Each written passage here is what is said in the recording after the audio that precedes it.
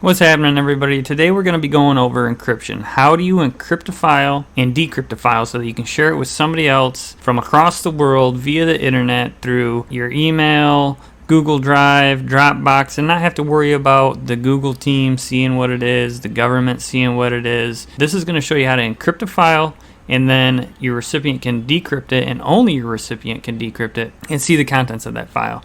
Stick around, and if you watch the whole thing, in the description there's going to be a link, and you'll be able to unencrypt a file that I've shared on Google Drive and get some practice and see what the hidden message is. Now, why would you take the time to encrypt something, you might be asking yourself?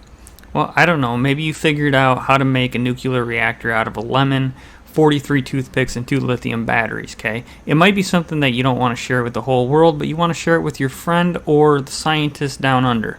So you could encrypt the file, the documents, the blueprints, whatever you want to do, PDFs, CVEs, and send it to them, and only they can open it because they have the private key. And that goes into what we're talking about is public keys and private keys. One thing to note, and that's important, is your public key, it's okay to be shared. Public is public. It's okay for other people to have it.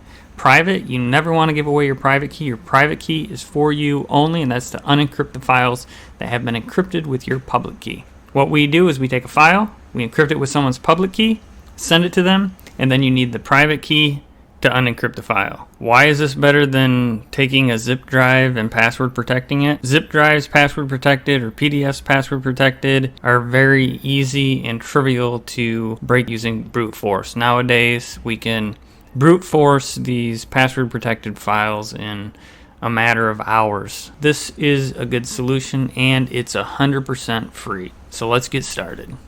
The first thing you're going to want to do is navigate to Encrypt. I'll have a link in the description. This Encrypt.net, and go to that. Go to downloads. And there's a paid version and a free version. However, the free version can get you through a lot of the things that you need to do, so I'm just going to go over the free version today. The paid version is more for enterprises and a way to do it with bulk sharing and such. There's 2 installer downloads. You can either do the regular install right here. The standalone install does not require admin rights, so if you are on a system that like a school computer or something, and you still want to be able to unencrypt and encrypt stuff, you could use the standalone download because it does not require admin rights, and that's the one I'm going to use today. You could use either or though. So you want to double click that, save the file. Once it downloads, open it, run. The first thing you're going to be prompted with is this email. Now, if you've signed up before, you'll enter your email here, and then it's going to ask you for your password. So I'm using a new account, so I'm just going to do a test here. This way you can see this will be the process if you've never done it before. It's going to send a verification to your email. So then check your email, get your verification code, enter that in, set your password. This is a password you do not want to forget. There's no way to recover the files that you encrypt using this if you forget your password, so you'll definitely want a password that you remember. This is a brief introduction, but I'm going to cover all this stuff. I'm just going to hit cancel here because I don't care to open another browser. This is just ensuring that you don't forget your password and you're aware of that. Now I have to enter the password I already entered. Now I'm not going to do a trial because I don't want to be prompt to pay in 30 days, so not now. Internet's required is just letting you know that. Okay, so now we've installed Encrypt successfully. So let's try to... We cannot encrypt a whole folder with the free version, but you can encrypt a zipped folder. So you can create a zip folder and encrypt that. I'm just going to do some files real quick. So let's just say you had you can do Word, Excel. Let's just say this was secret data here. And let's just say that this had a solution here. whatever, you guys get the point.